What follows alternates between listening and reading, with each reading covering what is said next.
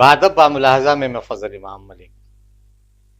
Greater Hyderabad municipal corporation के चुनाव निपट गए। 150 सीटों के लिए वोट डाले गए।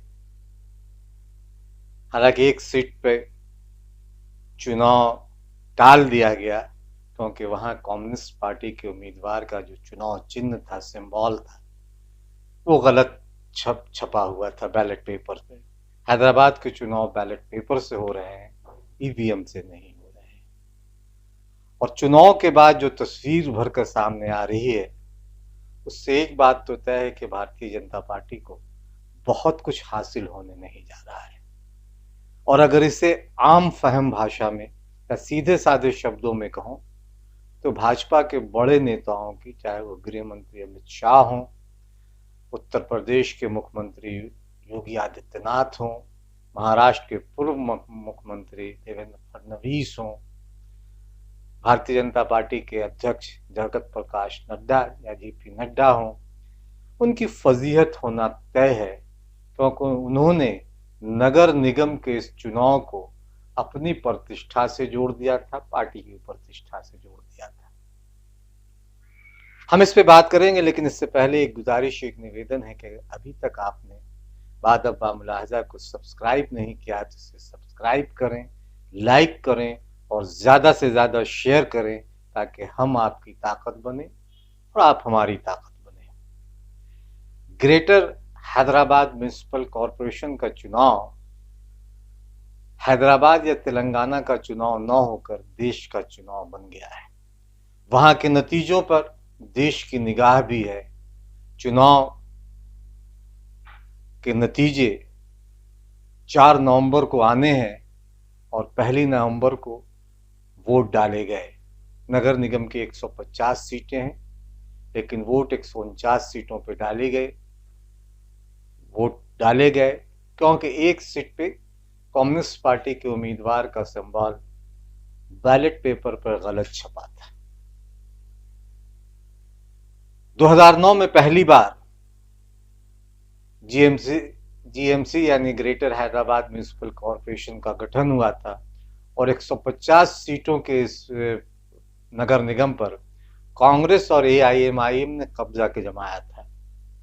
तब 2009 में जो पहला चुनाव हुआ था उसमें कांग्रेस एमआईएम को ने वहां के मेयर पद पे कब्जा जमाया था और एमआईएम के माजिद हुसैन मेयर बने थे। कांग्रेस को तब 52 सीटें मिली थी और एआईएमआईएम को 43। तब तेलुगु देशम पार्टी थी जिसे 45 सीटें मिली थी और भाजपा को तब 5 सीटें मिली थी। तब टीआरएस का वजूद नहीं था। टीआरएस उसके बाद वजूद में आए और अगला यानी 2016 में जो चुनाव हुए उसमें टीआरएस ने अकेले अपने बूते नगर निगम पर कब्जा किया। उसे 99 सीटें आई। एआईएमआईएम की सीटों में भी 1 सीट का इजाफा हुआ, उसने 44 सीटें जीती। कांग्रेस और टीडीपी को बड़ा झटका लगा था। कांग्रेस महज 2 सीटों पर सिमट गई और टीडीपी 1 सीट पे। दिलचस्प यह है कि टीडीपी और बीजेपी तब एनडीए का पार्टनर हुआ करते थे और दोनों ने मिलकर चुनाव लड़ा था और उस चुनाव में दोनों को सिर्फ 5 सीटें मिली थी, यानी भाजपा की सीटें भी पिछले चुनाव में कम हुई थी। इसलिए इस बार ये देखना बहुत दिलचस्प होगा कि भाजपा अपनी सीटों में कितना इजाफा करती है, टीडीपी को क्या मिलता है। कांग्रेस का जो पिछले चुनाव में सिर्फ 2 सीटों पर सिमट गई थी जबकि 2009 में उसे 52 सीटें मिली थी। तो जाहिर है कि देखना दिलचस्प होगा कि अब इन चुनावों में कांग्रेस को कितनी सीटें मिलती है, क्योंकि भाजपा ने अपनी पूरी ताकत झोंक दी। केंद्र से मंत्रियों और संतरियों का बड़ा जत्था वहां पहुंचा। गृह मंत्री से लेकर न जाने कौन कौन से मंत्री चुनाव प्रचार में जुटे रहे और जब वोट डाले गए तो कुल जमा लगभग 42% वोटिंग वहां हुई। बहुत ज्यादा वोटिंग इसे नहीं कहा जा सकता, हालांकि एक तरफ कोरोना का भी दिया जा रहा है, लेकिन नगर निगम के पिछले 2 चुनाव में भी कमोबेश वोटिंग इसी तरह से रही, थोड़ी सी ज्यादा रही थी, लेकिन बहुत ज्यादा वोटिंग नगर निगम के इन चुनाव में न पहले हुआ था न इस बार हुआ है। पहले के जितनी तुलना में 1-1.5% की वोटिंग में गिरावट ही आई है। भाजपा और टीआरएस और एआईएमआईएम अकेले चुनाव लड़ रहे हैं। भाजपा और टीआरएस और कांग्रेस लगभग 150 तमाम 150 सीटों पर लड़ रही है। टीडीपी ने कुछ कमोबेश 150 सीटों पर वह भी चुनाव लड़ रहे हैं। एआईएमआईएम ने सिर्फ 51 सीटों पर अपने उम्मीदवार दिए हैं।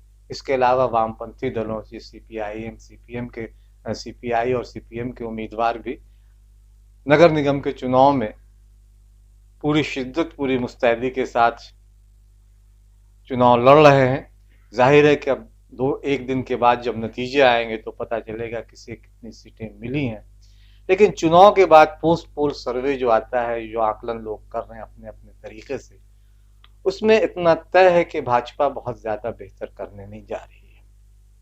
4 सीटें थी और कहा जा रहा है कि उसकी सीटों की तादाद बहुत ज्यादा बढ़ेगी तो 12-15 के आसपास होगी। नुकसान टीआरएस को भी हो रहा है। कांग्रेस को शायद 2 की जगह 4-5 सीटें मिले, लेकिन एआईएमआईएम की सीटें लगभग बराबर रहेंगी। पिछले चुनाव में उसे 44 सीटें मिली थी और इस बार भी ऐसे कयास लगाए जा रहे हैं, जो पोस्ट पोल सर्वे आए हैं, जो एग्जिट पोल आए हैं, उसके हिसाब से एआईएमआईएम को नुकसान नहीं होने जा रहा है। नुकसान जो भी होगा वो टीआरएस का होगा।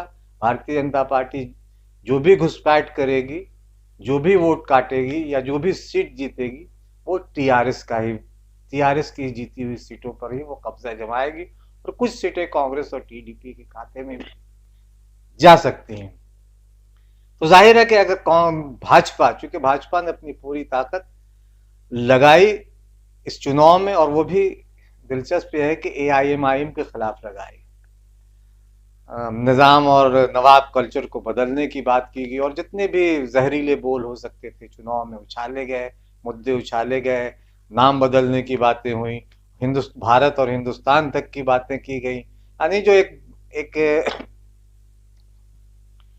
पिटी पिटाई, यानी एक जो बनी बनाई लीक है, हिंदू बनाम मुसलमान का जो ध्रुवीकरण भाजपा करती आई, उसी मुद्दे पे उसने इस बार भी चुनाव लड़ा।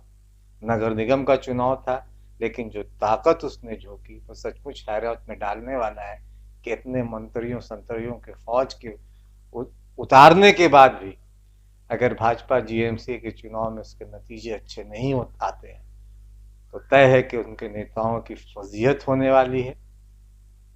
4 नवंबर में बहुत दिन नहीं है, लेकिन जिस तरीके का ये चुनाव लड़ा गया भारतीय लोकतंत्र के लिए, ठीक है तमाम पार्टियां चुनाव लड़े, लेकिन जिस तरह का माहौल बनाया गया, जिस तरह के ध्रुवीकरण की कोशिश की गई, जिस तरह से हिंदू बनाम मुसलमान इन चुनावों में भी किया गया, ये भारतीय लोकतंत्र के लिए बहुत अच्छे संकेत नहीं है।